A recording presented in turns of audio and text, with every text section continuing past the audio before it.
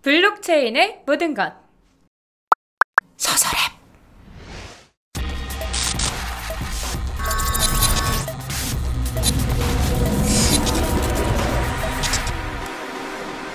안녕하세요. 화이트스타트의 리드나우입니다. 2018년 7월 13일 비트코인 달러 차트 분석을 시작하겠습니다. 지난 분석글에서는 달러 차트와 엔화 차트 둘 다 조금은 관망을 하면서 기다려보는 것이 좋을 듯 하다고 말씀드렸습니다. 전날에 그어둔 선들은 전부 하방 이탈이었고, 어제 추세선 매매법을 말씀드렸는데 이대로 아마 대응을 했다면 좀 더 나은 결과였을 거라고 생각을 합니다.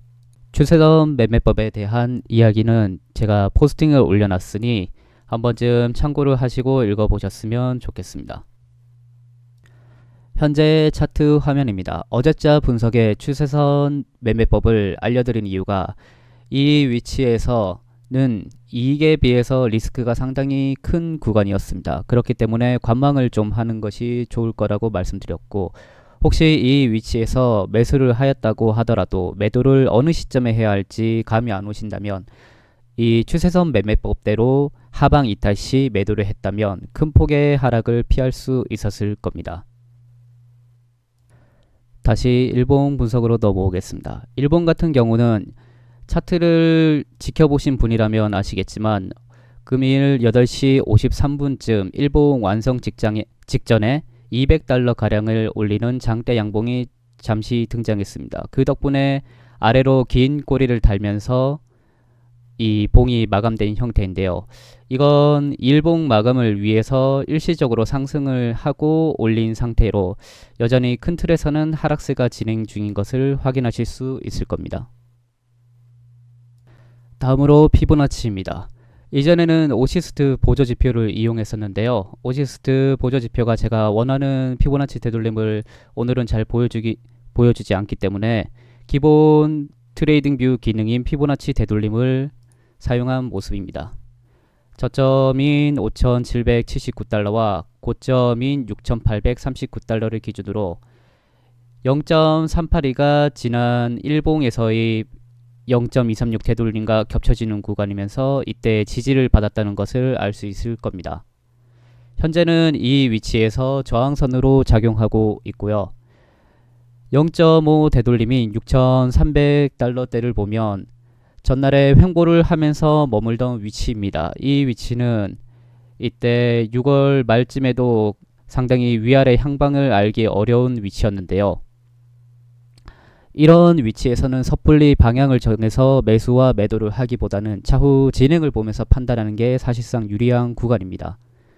리스크에 비해서 익절을 하기가 쉽지 않은 구간일 것입니다. 다음으로는 현재 단기 횡보를 했던 0.618 구간인데요. 달러로는 6,185달러 부근이 될 것입니다.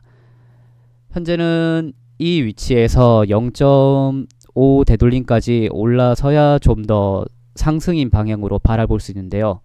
여전히 하락세가 강하기 때문에 만약 0.5 되돌림까지 올라서지 못한다면 전체적인 피보나치 추세는 여전히 하락세로 보는 상황입니다.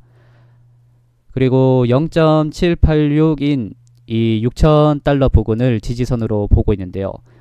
사실 현재의 위치에서는 지금 지지선으로 볼만한 위치를 찾기가 쉽지가 않습니다. 그렇기 때문에 피보나치 되돌림으로 봤을 경우 0.786인 6,000달러대를 현재는 지지선으로 보고 있습니다. 만약 이 6,000달러 지지선마저 깨진다면 새로운 신저점을 갱신할 위험도 커지게 되기 때문에 현재 위치에서는 0.5 되돌림을 뚫는 것이 좀 더 급선무가 될 것으로 보입니다. 다음으로 보조지표 신호등입니다. 신호등은 이전 11일에는 건파 패턴대로 했다면 이익에 비해서 리스크가 큰 구간이기 때문에 관망을 하는 것을 추천드렸습니다. 현재 13일경에서 새벽 1시경에 파란색 패턴으로 마감돼서 건파 패턴이 이루어지게 되는데요. 현재 금일 새벽 5시 이렇게 경에서는 익절을 아마 할 수 있는 상황으로 보입니다. 그렇지만 현재 녹색이 두 번째 칸이 나왔는데 아직은 중기를 나타내는 삼선과 4선, 장기를 나타내는 1선과 2선이 주황색으로 표시가 되기 때문에 녹색이 두 번째 칸까지는 기다려 볼만 하지만 현재의 위치에서 만약에 건팝했던 대로 매수를 하였다면 매도하는 것이 바람직해 보입니다. 이전에 보시는 6월 30일 경에서도 녹색이 두 번째 칸까지를 기다렸다면 좀 더 많은 익절을 할 수 있는 상황과 비슷한데요. 장기적인 추세가 다소 좋지 않기 때문에 만약에 건팝했던 대로 매매를 하였다면 현재 익절을 하는 것이 유리할 수 있습니다. 다음으로는 오실레이터입니다. 오실레이터는 현재 1시간 봉에서 상승 다이버전스가 보이는데요. 이렇게 캔들 차트를 저점끼리 연결을 하면 아래쪽인 방향이지만 보조 지표에서 저점끼리 연결을 하게 되면 위쪽 방향을 가리키는 것을 알 수 있습니다.